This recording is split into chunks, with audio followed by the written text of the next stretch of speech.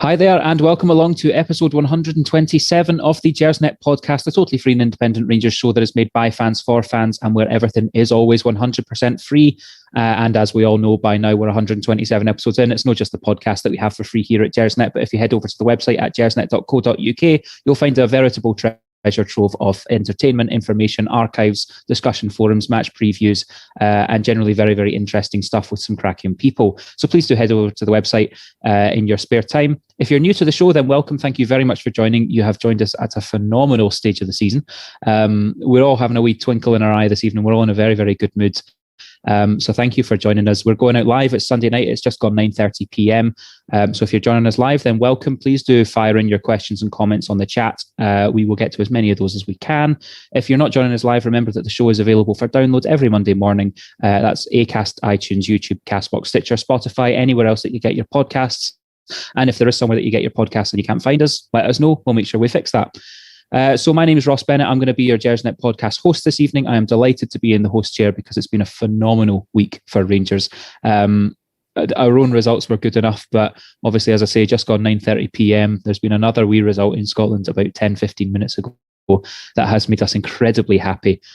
So it's going to be a good show, and I have to say, a stellar lineup as always.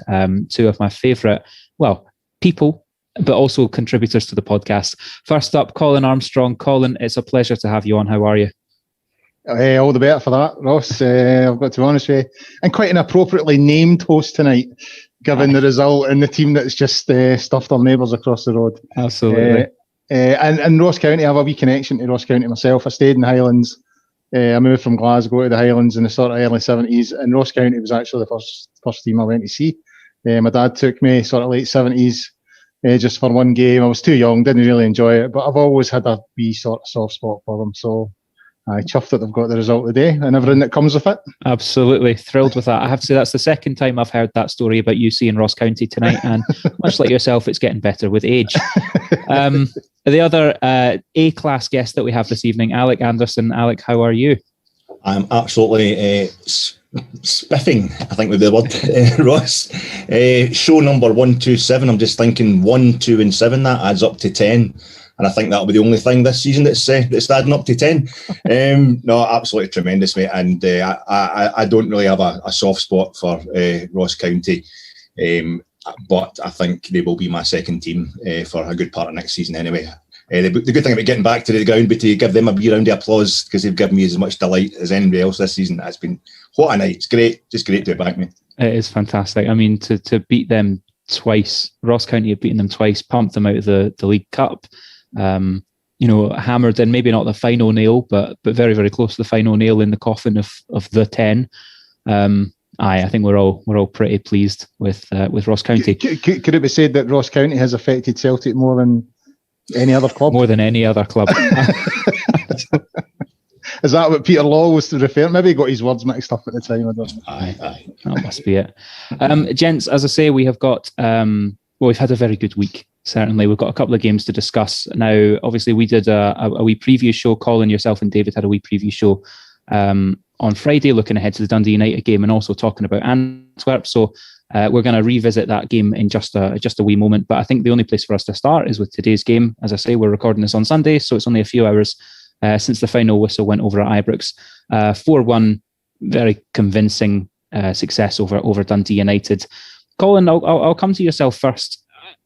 This is going to be an overwhelmingly positive show, so I'm going to get the negativity out the way first of all. And it seemed to me that there was a wee bit of a slow start for Rangers, that the first 15-20 minutes was a wee bit lackadaisical, a wee bit error strewn, and we had to rely on McGregor at least twice, maybe 3 times to keep us at 0-0. And Dundee United looked very, very dangerous, getting the ball on the deck and coming at us through the middle.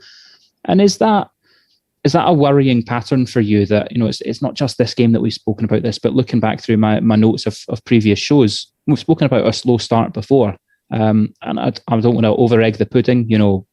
8 or 9 goals conceded all season, unbeaten in the league. I'm not saying we're having a problem here, but it seems that it does take us a few moments to get warmed up in games these days. I mean, yeah, it's something that Steven Gerrard spoke about as well, isn't it? You know, he said that sometimes we come to games quite slow, and other times, you know, we do well in the first hour or so, and then we kind of fade away towards the end. I mean, we were definitely slow today, and we did require, you know, McGregor to, you know, get us out of jail. But you could argue that's what he's there for. You know what I mean? He doesn't get involved. Well, most games anyway, he doesn't have a huge amount to do, but when he does, you know, we can count on him. So that's kind of what he's there to do, I think. I kind of agree with Steven Gerrard's post-match comments today. He sort of alluded to, you know, we were in Belgium on Thursday, back early on Friday morning. You know, I think they'd done a light session yesterday. He sort of said he expected the team to be a wee bit leggy today. So, yeah, I'd maybe slightly expected, but I do think there's a little issue there. But see, to be honest with you, Ross, I think most successful Rangers teams that I can remember, they've always had that, you know, and they've always had that moments in the game when you think the opposition are going to score. But that's why Gorham's such a legend. That's why McGregor's such a legend. That's why Goff's such a legend. You know, all these guys at the right time just made the tackles and the blocks and the saves at the right time. I mean, that team in 92, 93, you know, and especially in the Champions League run, I mean, some of the stramashes they got themselves involved in, you know, defensively. I mean, they got away with a lot at times, you know what I mean? But that's what makes a great team. We don't concede. We come close to conceding. You know, we're maybe under pressure, but we don't crack that often. So is it a worry? No, I think we've got enough there. There's enough defensively. We've got enough in goals. Don't get me wrong. You kind of think at some point we're going to run out of luck and we'll maybe find ourselves 1 or 2-0 down in the first half hour and chasing the game. But no, it's not a huge worry because I think that's what makes great teams. Great teams don't just go out and absolutely steamroller every team that they come up against. But every club has moments during the game. And that's the point where, you know, a team defensively has to sort of stand up and be counted. And they have, you know, every single one of them. Goldson, Hollander, Balogun, McGregor, Tav, Barisic, all the guys that have came in at various times, they've all done their bit. You know, that goal today, it's only am I right? It's only the second goal we've conceded at Ibrox this season. Right. Yeah. You know, I mean, they can have as many cracks at McGregor as they want if that's you know, the current ratio and the current rate that we're conceding. So it's a bit of a slight worry, but it's not going to stop us. Let's face it.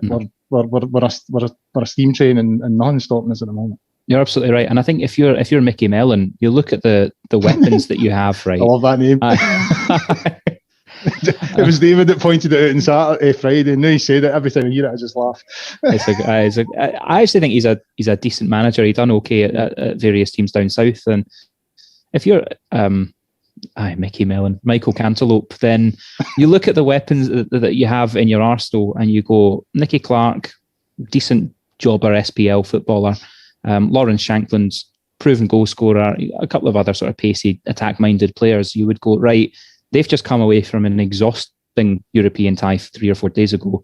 Have a go, put them under some pressure, and see what happens. So fair enough, and we knew that was going to be the toughest period of the game. Dundee United have been in good form. You know, they had a sticky start to the season, but they've been in good form. They came out, they had a go, and we dealt with it, and kicked on really well. Now, Alec, the first goal comes in. Some lovely work from Joe Aribo. Takes a shot. Yanis Hadji gets a flick on and it finds its way in. I think there's a debate to be had potentially. Was it a piece of luck or was it an excellent piece of skill from young Mr. Hadji? Oh, it's skill. Yeah, he's done that too often already. You know that he's come on really well. Yanis, just that kind of spell. Him and Aribo was coming back from his injury as well. Remember they come on for the last 20 minutes against Motherwell when we really needed the win. You know, the last time we conceded a goal at home. And I think they went to St Johnstone midweek up to Perth. And I think he and Hadji started. Hadji came on as well. And the two of them had a great game that night. They were getting ripped in. They were really enjoying it. And I think we've started to notice, even if you go back to the great goal against his first goal against Braga last season, and a goal he scored against Hibs last season at Ibrox as well, a winner in the last 5 minutes. Hadji does that thing where he comes in from the right and he kind of cuts the ball back. across the goal. So he's in that position. The goal he scored against Hibs at Ibrox in December this season. He's done that a lot, been in that position and getting that kind of touch. And Aribo he was just different class today, and I love the manager's comments about him afterwards, talking about how he's a boss lad and all that, and he can't get into training fast enough. He trained really hard, and it was lovely. He was talking about he was coming back from an injury and he had an illness on top of the injury, and it was lovely for anybody out there that had doubts about Joe Aribo's. Everybody's got doubts about how I pronounce his name. Joe Aribo.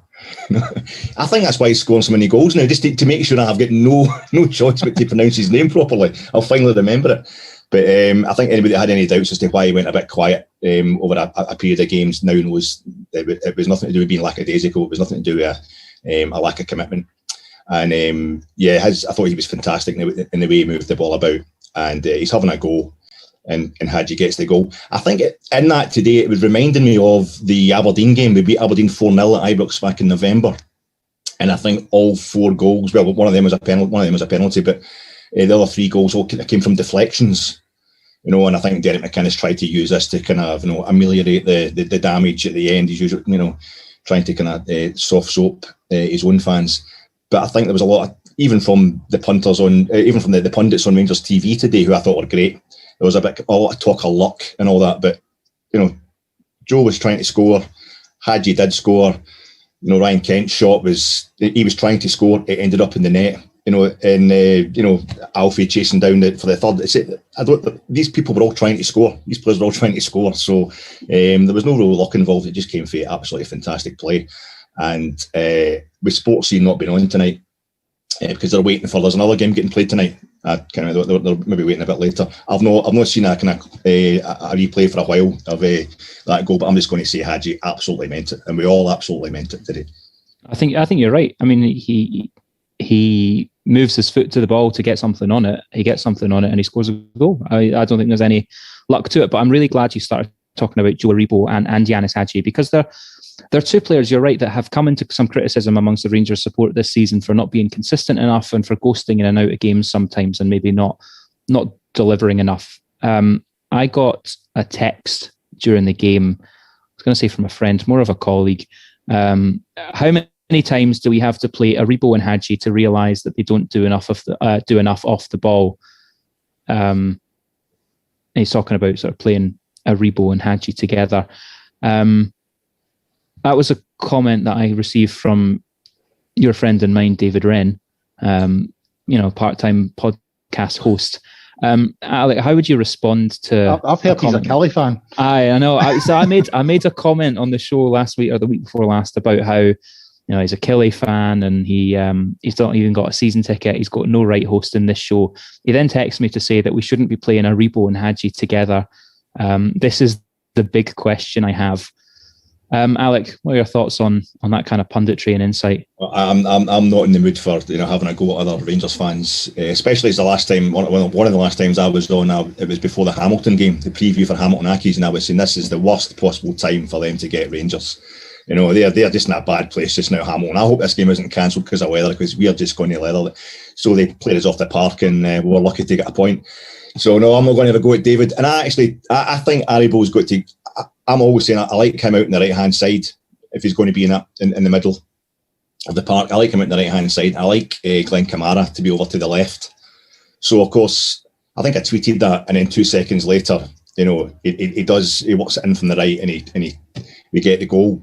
But the second half, the goal he pings in when he's coming from the left, kind of shuts me up as well. And Gerard was pointing that out, basically, that he wants to play closer. He wants to play up front. Basically, he wants to play kind of one of the false tens.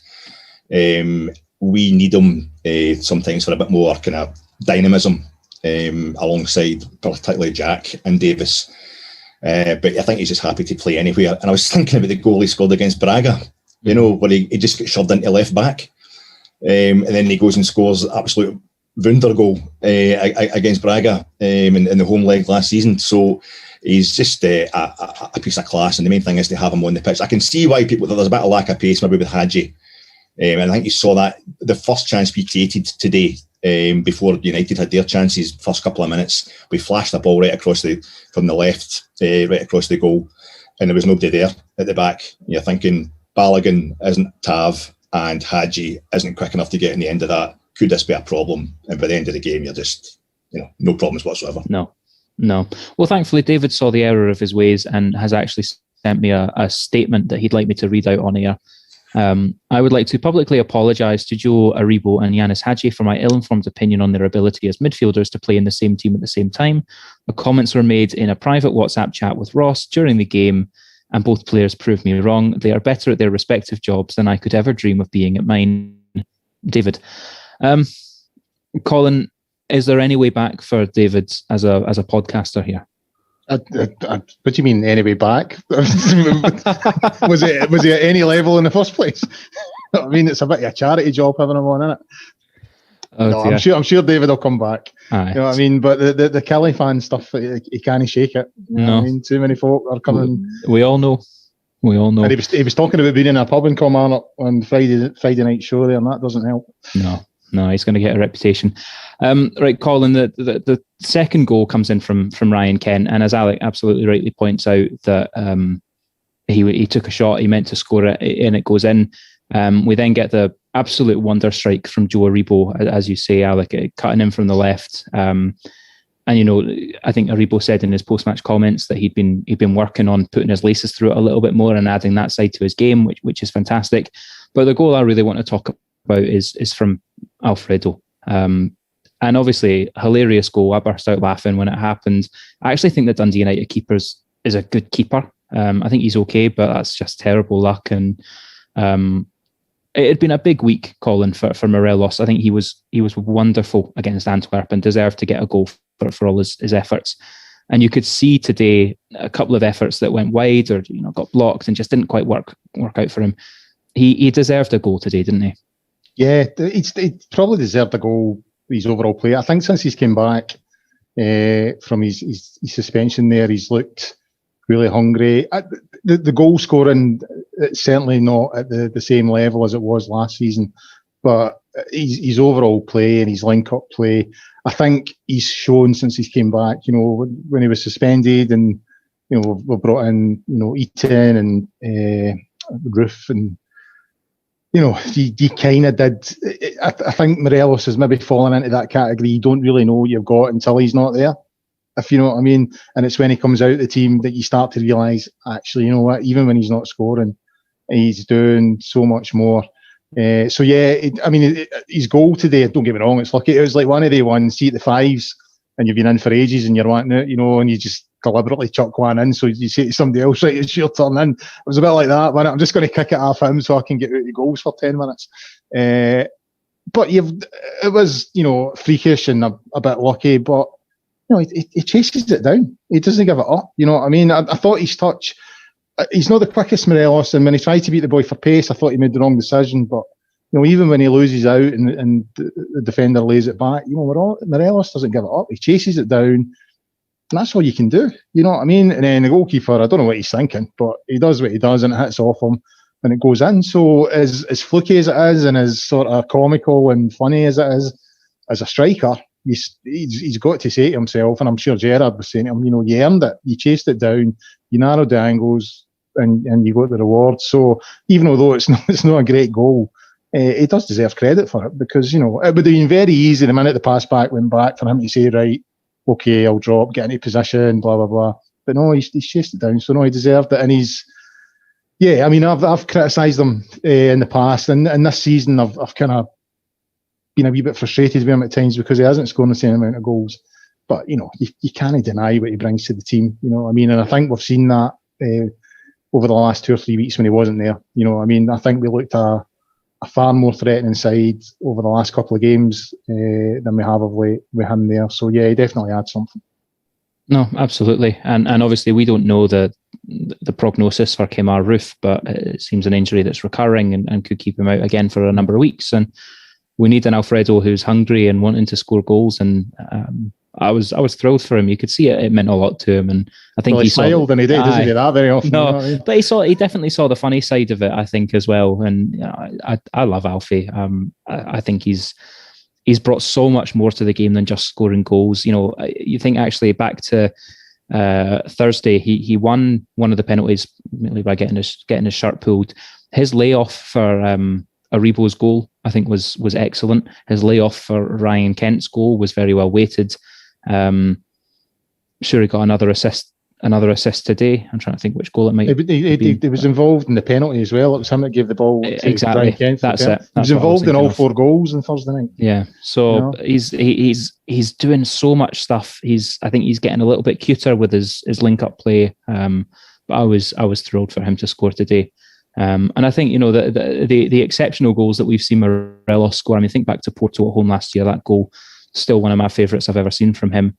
The number of important headers he scored, for one to career in off his hip, it's another weapon he's got in his locker. Now, Alec, one maybe slightly more disappointing aspect from today was a fairly early withdrawal for Ryan Jack. Unclear necessarily what that injury was, but he's missed a bit of football this season already. How much of an impact do you think that could have for the team, and what are your thoughts on him and his you know, sketchy injury record this season? Yeah, it's not tragic. It's not sad. I'm trying to think of the right word, but it's a wee kind of spoiler. He's a class player to watch, Ryan Jack. I think he's invaluable to us. The way he come back in after the last injury, you know, he come in, I guess, Ross County, my favourite team. He was fantastic. He just slotted back in there as if he'd never been away. He's so classy. I think he does a lot of stuff that doesn't get kind of noticed by the fan base at large.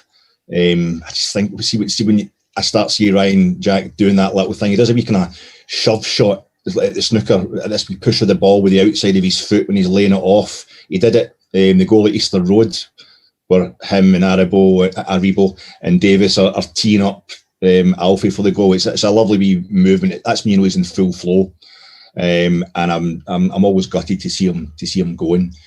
I know there's it's almost like a kind of trope amongst the support that if we have Jack and Davis in the midfield, they're the two from those two in Kamara. If it's those two are a bit narrow, and I know there would be people out there today thinking that's why United were all over us for the first, well, not all over us, but we're getting chances for the first 20 minutes.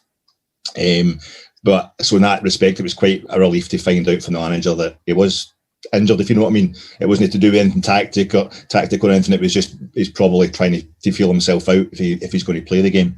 And I thought it was quite notable that Gerrard was a bit angry with him as well, or saying he was at least, you know. I think it's a kind of fly way of letting us know Ryan Jack wasn't just coming off the park. You know, he's trying to play on. He's trying to play through his injury.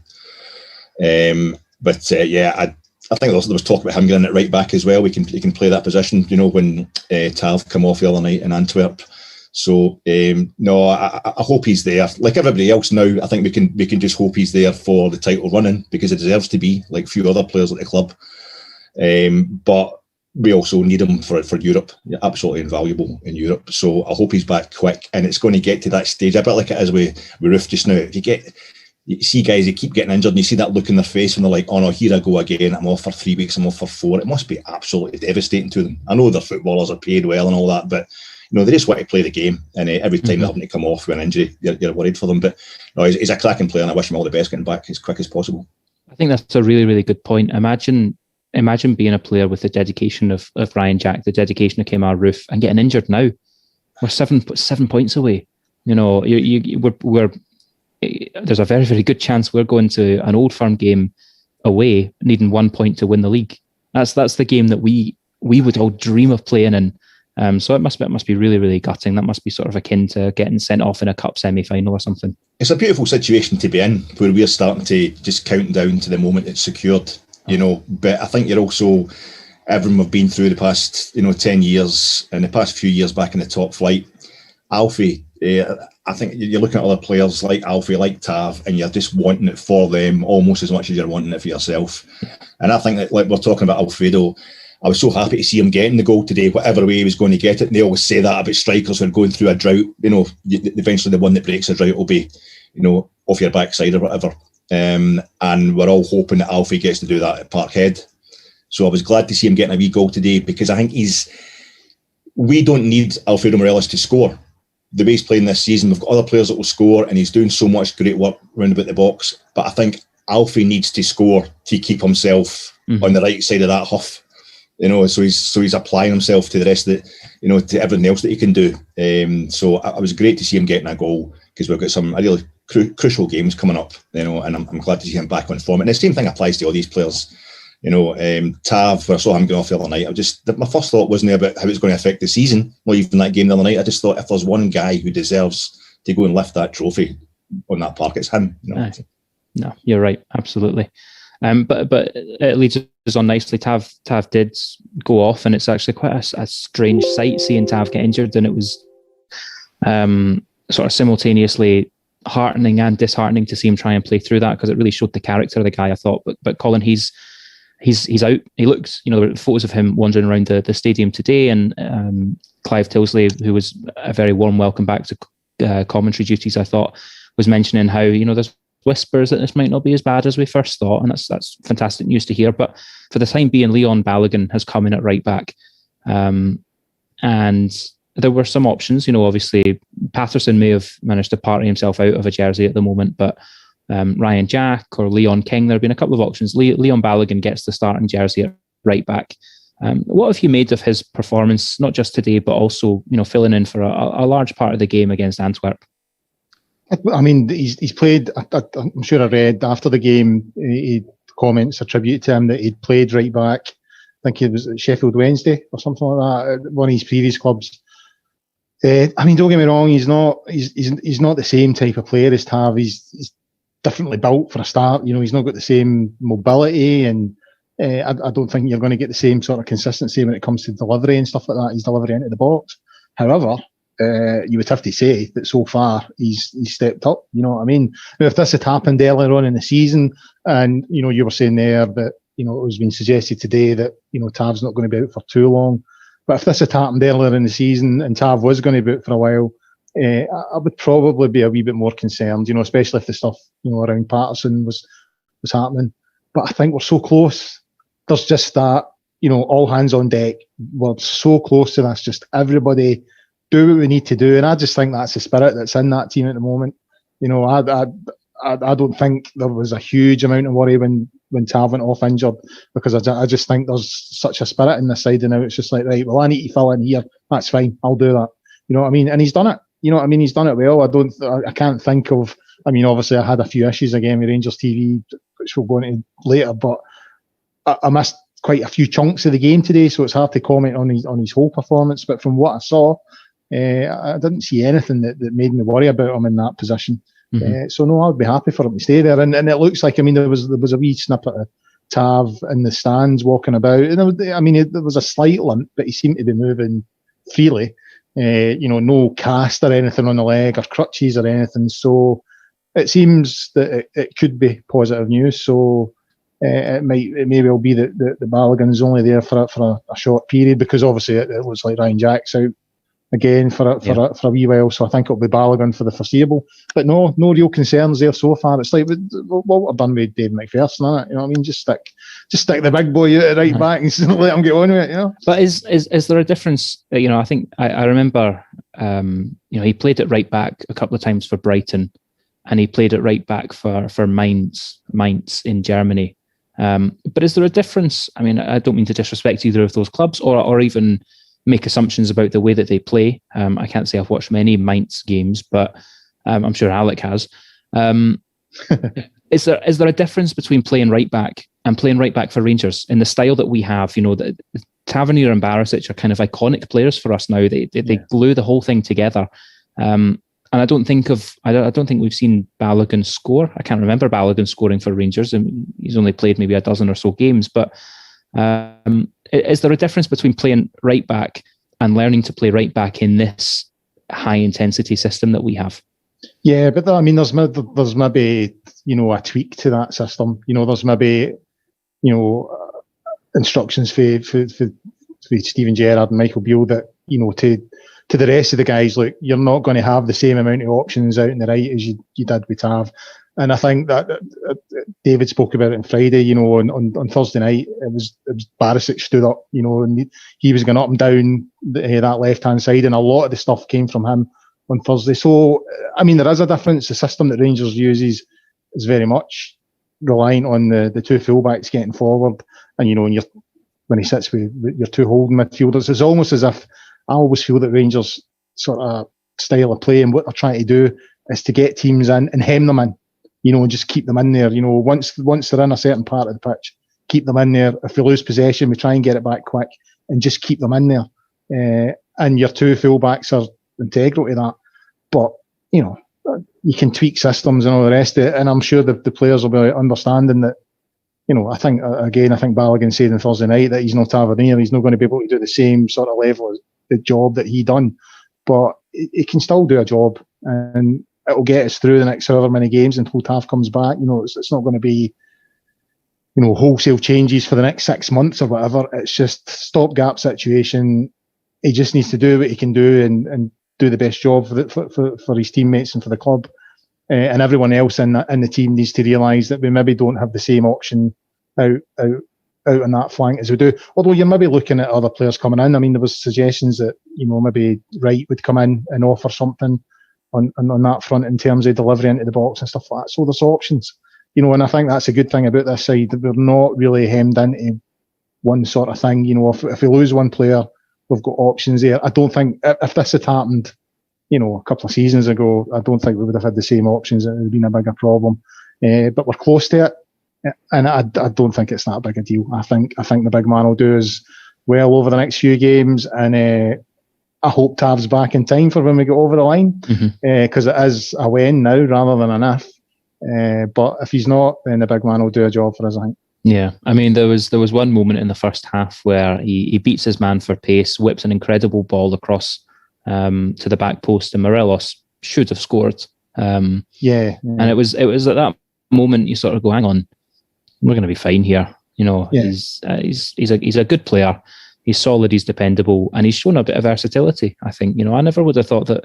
I know he's a quick defender, and that's something that he has maybe over Philip Hollander is his pace in that sort of battle for centre-half jerseys, but I never thought he had a delivery like that, and it would have been a wonderful goal if that had gone in.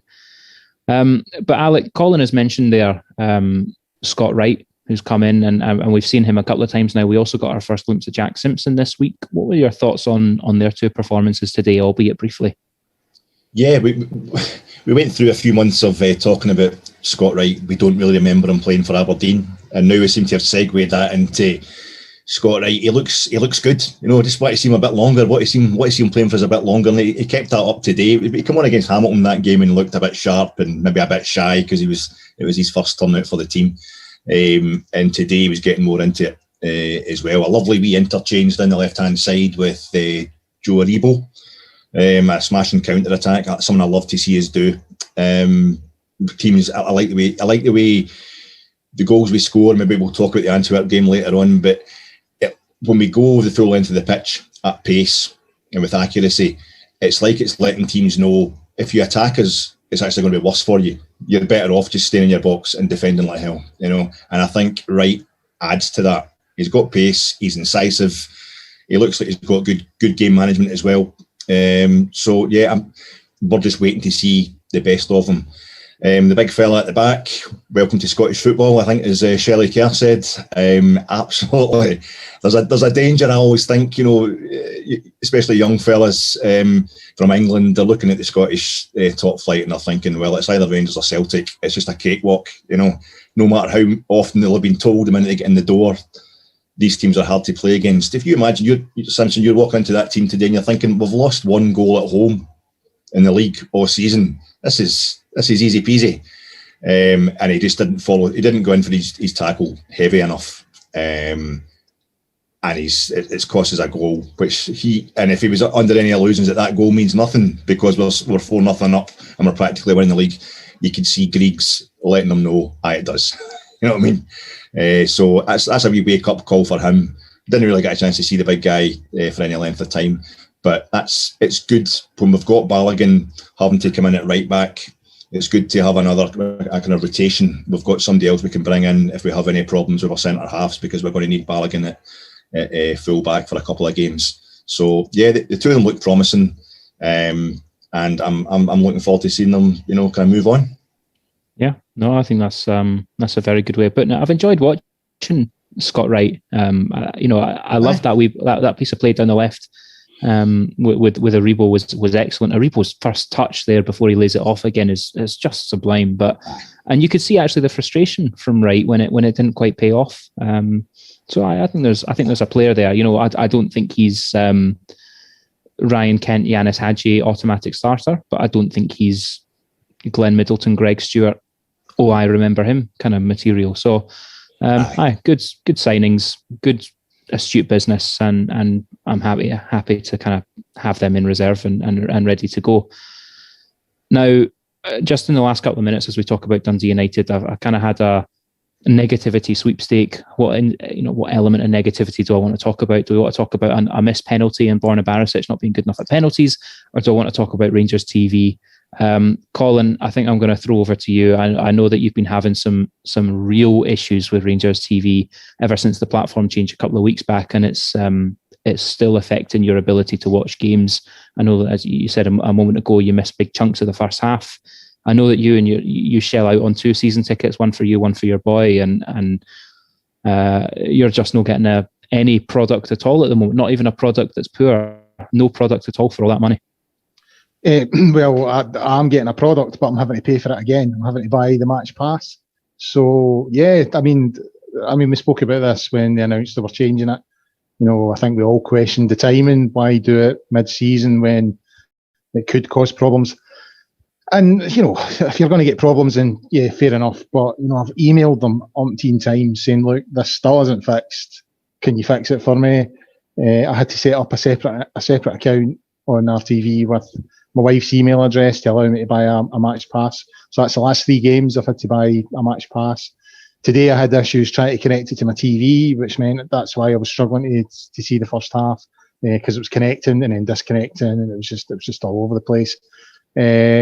So yeah, frustrating, really frustrating. The fact that I've had to, £800 for 2 season tickets. I've only redeemed one of the vouchers. You get your 2 vouchers, one for each season ticket. So I've only redeemed one of them because we both watch on the TV in the living room. So to not get a service is bad enough. To not even get an email or a reply from them is just, in my opinion, unforgivable. And I've seen that other people with various bits and bobs and issues with it. Other people seem to be getting in with no problems at all. But no, I mean, it was a St Johnstone game when it started. I missed the first half of that game because I couldn't get access. I had the real issues. What was the last game at Ibrox? What was the last home game? Kilmarnock. I couldn't get in on my account again, so I had to buy the match pass again. Again, had issues connecting it to the TV. And then again today, and the thing is, because you don't get access until half an hour before the game, you have this panic. You're waiting to see if you get in, and then you don't get in, and then you're running about trying to fix it. So I mean, the first time it happened, I was frustrated. The second time, because I'd emailed them before the St Johnstone game, because they put out content when Simpson and Wright signed on deadline day. So they put out content that night saying season ticket holders, your virtual season ticket holders will get access to this. And I think that was basically a test to see if you could get in or not. And I didn't get in then. And that's when I emailed them. I emailed them at that point saying, look, I cannot get access. Can you fix this for the game on Wednesday night? No reply. I got a reply on the Thursday or the Friday after the St Johnstone game, which was just a stock reply saying, delete cookies, delete your cache, all that stuff, which I'd done. Log in, log out, done it all. I emailed them on Tuesday there saying, look, this still isn't fixed, and I still haven't had a response. So the first time it happened, I was frustrated. The second time it happened, I was angry. Today, I was just like, why do I even bother? This football club obviously don't give a toss. As long as they get my 800 quid, they seem to no bother. And that's how I felt today. I was really pissed off at the day, I must admit. If it wasn't for Ross County, I'd still be very pissed off sitting here now. But they've managed to lighten my mood a wee bit. But no, it's unforgivable, really. It really is. Given, the level of support that a lot of supporters have given the club, be shelling out for season tickets when they knew they weren't going to get access. I think the very least the club can do is ensure that everyone who has shelled out gets access.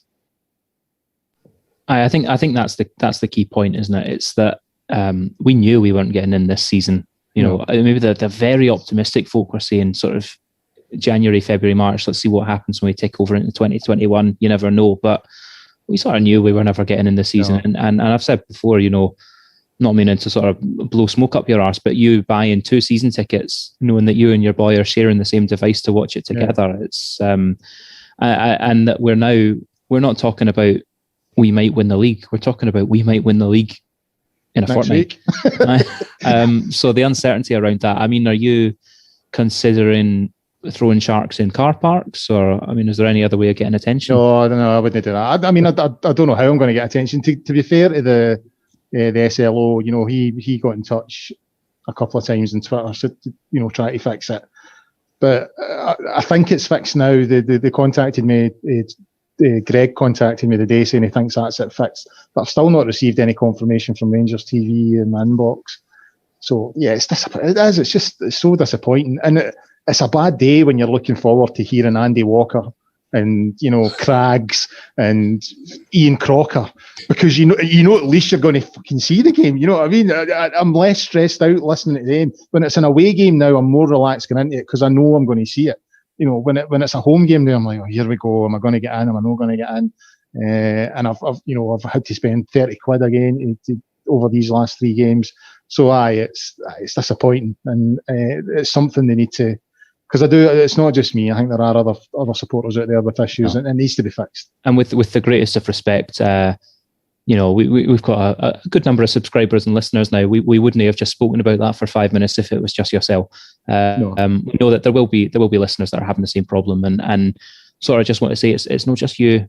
There's all sorts of people having these problems with Rangers TV. I think Greg does a phenomenal job as the SLO. I fear for his DMs and his inbox, by the way. Honestly, must be tough. Must be, but it's a pivotal part of the season. It's a pivotal part of any sort of Rangers fan's life at this moment. Getting 55 and a recovery of where we've been. We need to be able to see it. We really do. And the frustrating thing is, they've obviously improved the actual content. You've got Clive Tylesley there. Neil McCann, excellent. And they've had Souness and Walter Smith. The level of punditry, and what's her name again? Shelley Kerr. Yeah, she's excellent. She's very impressive as well. So the actual product has improved. You know what I mean? I just can't get access to it, which is pretty frustrating. No, you're right. Gents, I cannot believe how quick the time is going. It's been a phenomenal evening. We'll leave the Dundee United game there. I just want to take a moment to mention one of the partners that we have here at Gersnet, which is footballprizes.co.uk. We've mentioned them a few times now over the course of the last few weeks. It's a competition, a company that runs competitions and raffles to win some truly spectacular Rangers-related prizes. There's no raffle, no competition on at the moment, but I believe there's a new one launching tomorrow. And you'll want to kind of get involved in that. So please do head over to their website at footballprizes.co.uk, or just keep your eye on the social media of Frankie and the Gersnet Twitter channel, because the prizes that we've had so far have signed shirts and boots. It's all beautifully presented and framed. Really, really good, high quality merchandise, and it goes quickly. There's limited tickets, so do take a look at that as soon as you see the tweets coming out. Gents, we'll move on to talk about the game on Thursday at Antwerp. Now, I know, Colin, you and David spoke about the game a bit on Thursday, and we don't want to go over old ground. But Alec, we'll come to yourself. Now that the dust has settled, I know that you were incredibly excited at us playing the number one in terms of the matriculation, the number one team in Belgium. How do you reflect on that game and that result? I'm still trying to process it. I thought David and Colin worked miracles on Friday night. I half expected to tune into that preview pod and just see the two of them staring at the screen going, what the hell? What just happened there, man? It's unbelievable.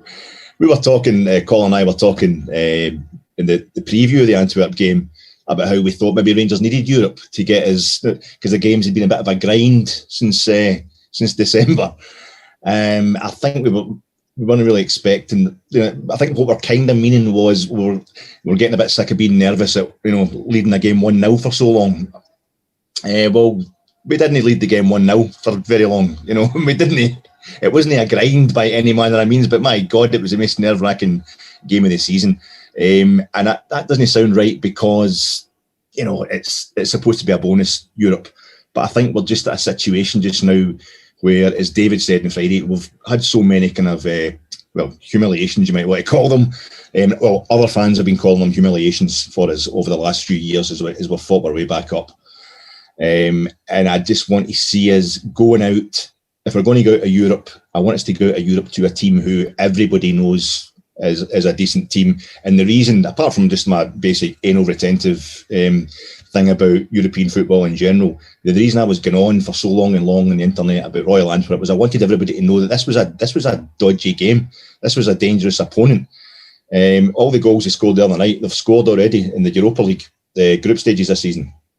And I'm thinking to myself, why am I so absolutely nerve-wracked at the fact we're a goal ahead, we've scored 4 goals away from home, we're into injury time, compared to when we were 2-0 down to Braga after an hour in the exact same fixture, the exact same round, the exact same leg last year. Why I was just sitting there kind of like, that's okay. You know, is it because I'm just like basically I'm more comfortable with losing than I am with winning? But I thought, no, what it is Braga, everybody knew about Braga. They'd been in a European final quite well, 2011. They were Champions League regulars, and everybody of any age knew that Braga were a decent side. And I just want, if we're going to go out to Sunday, that's fine. It's okay. And we'd all seen Braga, how good they were for that first hour.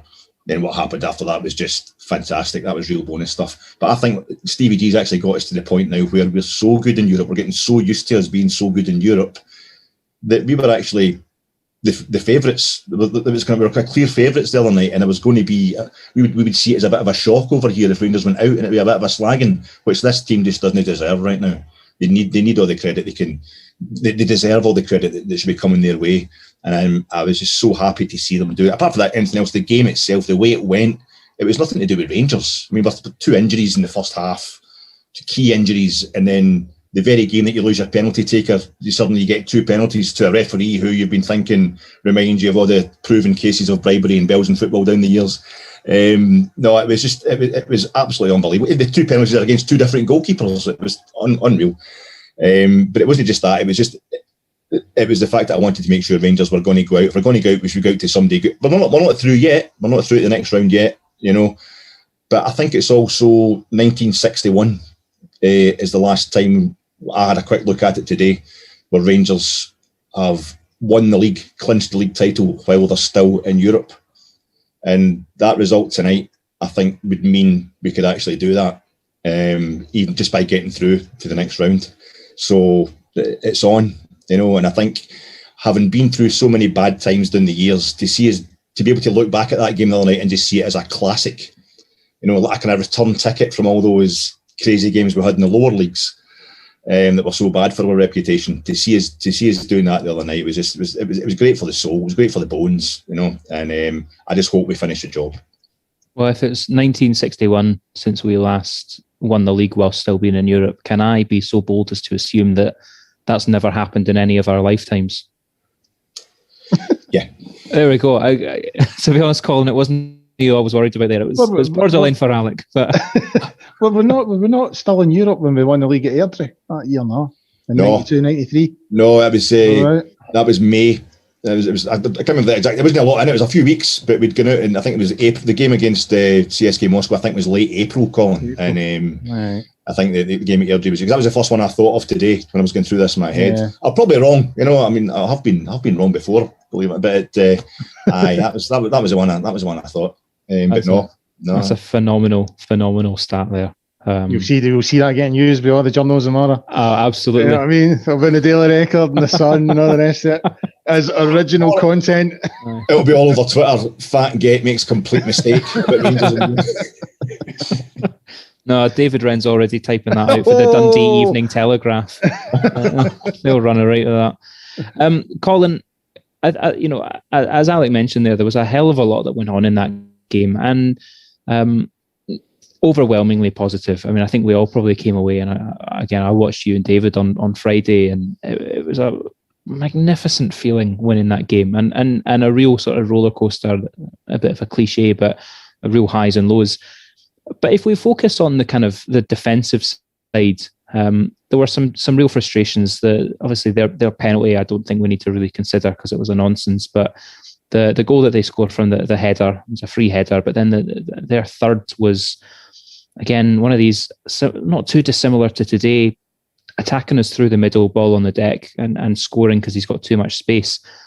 Are there elements that you think Gerrard will need to work on to assure safe passage on Thursday? Well, yeah. I mean, I think if you concede 3 goals, you've obviously got something to work on. One thing I will say is, I think Steven Gerrard fancied it on Thursday night, and I think you can see that. I mean, traditionally, I think we spoke about this on Friday, myself and David. When we're getting beat 3-2, I mean, normally in a away game in Europe, you would consider that not a bad result. You've got 2 away goals, you've got a decent platform there, and you would maybe even see a Rangers team settling for that and just saying, right, just keep it 3-2 and give ourselves a good opportunity. But no, we were constantly going for the third. We were pushing and probing, going for it, really brave and going for it. We get the third. So again, you would maybe think, right, that's it. We've got the third, sit in it, and take that back to Ibrox. But no, we went for the fourth. And I've seen people suggesting on social media that if you listen, even after they score the fourth, you can hear Michael Beale and you can hear Gerrard barking and shouting for them to press and to push and to attack. So I genuinely, and he made a comment prior to the game, Steven Gerrard, about them missing a few players that makes me think that everything about Thursday night was go for it. The game is there to be won. We can win this game. And if you win the game, you've given yourself an excellent opportunity to win in the tie. And maybe by doing that, you're leaving the back door open a wee bit. I don't know. In terms of the first goal, I think there's a wee hint of offside in that, the free kick. I think if you watch it back, there's a wee hint of offside. That said, one thing, I'm questioning why it's Borna Barisic that's picking up that big guy. I don't know why it's not Connor Goldson or Hollander. I don't know what's happened there.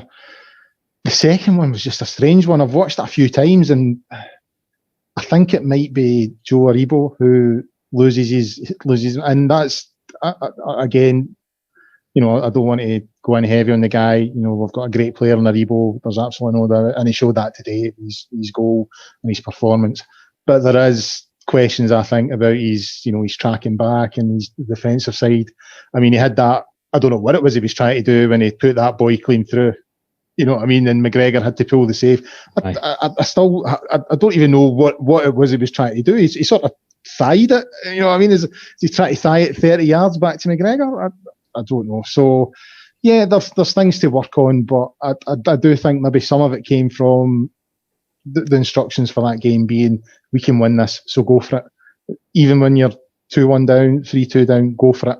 You know what I mean? So if you're going for it and you've got that sort of attack emphasis and you're shutting players down and you're high press, and there's maybe a chance you're going to leave yourself a wee bit more susceptible at the back. And that's maybe why the game was so, I mean, the last 10 minutes was just mad. It was just unbelievable. It was just end to end. So, yeah, need to work on stuff. But at the end of the day, you can't be too negative about winning any game away in Europe, really. No. You know what I mean? So, especially at this stage in the tournament, that takes us into the last 16 if we get through on Thursday. That's then, right. Things to work on, but I don't think we can be too harsh or negative. No. Alec, you were desperate to come in there about Joe Aribo. I was just going to say, did everybody not know that was going to happen? Oh, 100%. That's what I mean. My head had gone. You just weren't. It wasn't because we thought Rangers were being in any way particularly bad.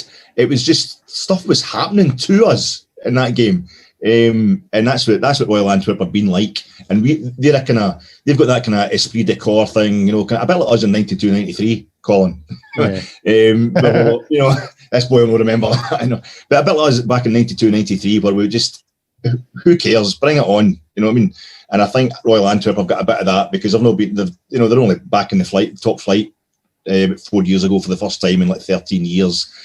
This is already their third best run in Europe ever, easily. The first time they ever get through a group stage. So they don't care. They're just going for it. Yeah. And that's what happens with teams like that sometimes. They have that kind of mad season where everything they touch turns to gold, especially Rafailov, who can make anything turn to gold. He was just, the penalty he got and everything. Mm-hmm. So when the time thing was going through and goal, you're like, he's going to muck up this pass back. And Griggs was there to save the day. It was an amazing game, but it's going to be about a year before I can enjoy it. Aye. By the way, before we move on, sorry to cut over you, Ross, but sure. you have to. I mean, the two finishes, take the penalty out of it, but the two finishes, the headers are cracker. I mean, I know you can question the marking, But, he's looked a header in for 18 yards. And other guys, that's a fine finish as well. He's just... He did the same thing against Ludogorets in their last home game in the group stage. He scored the exact same goal. And Rafailov will put the ball on anybody's head. He did the same away to Linz, last Linz in the group stage. He gets a free kick on the right-hand side. He just whips that thing in and he puts it right on a guy's head. I think we're heavy favourites, but the one thing I will say is they lost 1-0 at home to Linz in the group stage, and then they went over to Linz and they won 2-0. So just keep our feet in the ground here. don't be jinxing us, Alex. Come on. No, and I know that they only managed to draw today. So I think they've had a lot taken out of them. But it's phenomenal. You've got me and Colin here doing shite patter about David and all sorts, and you're talking about Royal Antwerp versus Ludogorets and the way that the boy puts the ball on the guy's head against Linz. And you go, I have no idea. I don't know where Linz is. What's that got to do with anything? I know. Sorry. Right, gents. I have to admit the agenda has gone out the window because I've enjoyed talking to you so much. But we've got a couple of minutes left. I have to call out Ryan Kent's goal, which I thought he was. Allegedly had a wee niggle in his knee a few days before the game and was given a rest. He comes on, he shines, in my opinion. A phenomenal performance from Ryan Kent on Thursday, and that goal was spectacular. It was reminiscent for me. It was reminiscent of Joe Aribo against Braga a year ago. Lovely little layoff from Morelos, takes the ball past 2 or 3 defenders and batters it in the top corner. I'll come to you both, but I'll start with yourself, Colin. We've scored some phenomenal goals this year.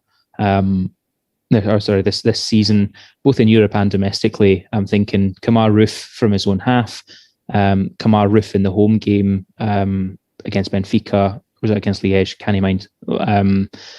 We've had Jermaine Defoe against Livingston in the league with the one-touch finish. We've got Ryan Kent. We've got Ryan Jack against Kelly a couple of weeks ago. James Tavernier against Dundee United.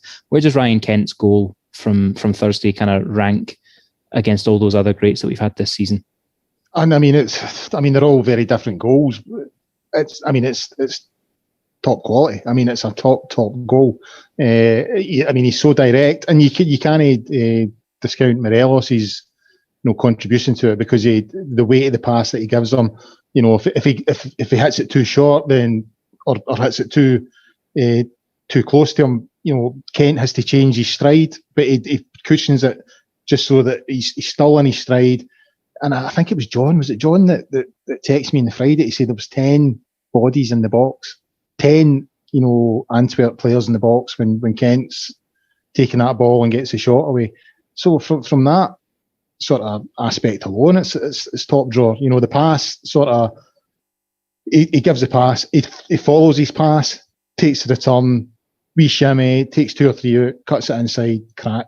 It's a top goal. Where it features with some of the others, I'd have to sit down and think. But in terms of a goal in its own right, that is top drawer. And his celebration on Thursday, there was a wee bit looked like he was angry. It didn't look like he enjoyed the celebration. It was more a sort of angry kind of celebration, and it felt to me it was almost like he was angry at himself, because he hasn't really hit the sort of top heights recently, and like his celebration was all about there. You can do it, when you're in the right frame of mind, you can do it. Almost like he was telling himself, I can do this, and don't get me wrong, he didn't.